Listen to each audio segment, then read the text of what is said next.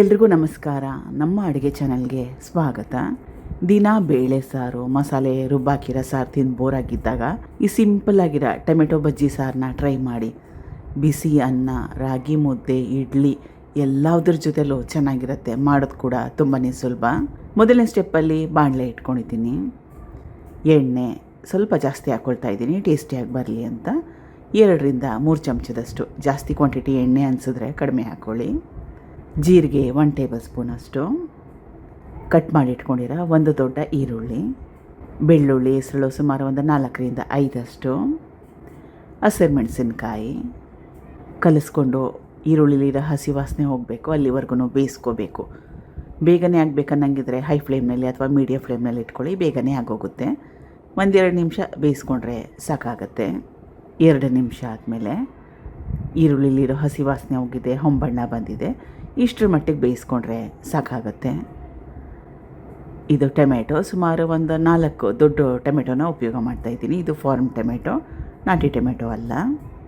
ನಾಟಿ ಟೊಮೆಟೊ ಮನೇಲಿದ್ದರೆ ಅದನ್ನು ಕೂಡ ಉಪಯೋಗ ಮಾಡ್ಬೋದು.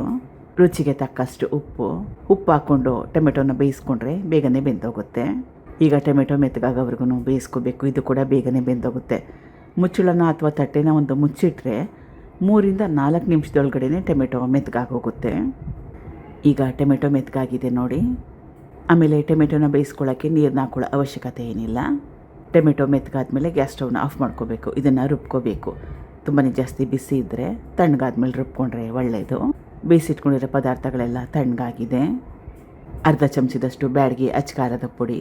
ಇದರಿಂದ ಬಣ್ಣ ಚೆನ್ನಾಗಿ ಬರುತ್ತೆ, ಫ್ಲೇವರ್ ಕೂಡ ಚೆನ್ನಾಗಿ ಬರುತ್ತೆ.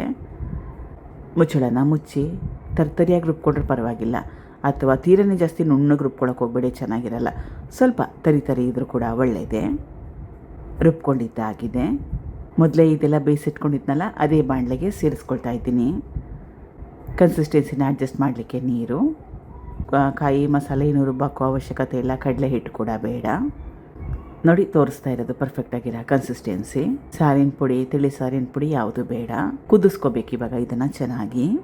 ಈಗ ಟೊಮೆಟೊ ಬಜ್ಜಿ ಸಾರು ರೆಡಿಯಾಗಿದೆ, ಚೆನ್ನಾಗಿ ಕುದೀತಾ ಇದೆ.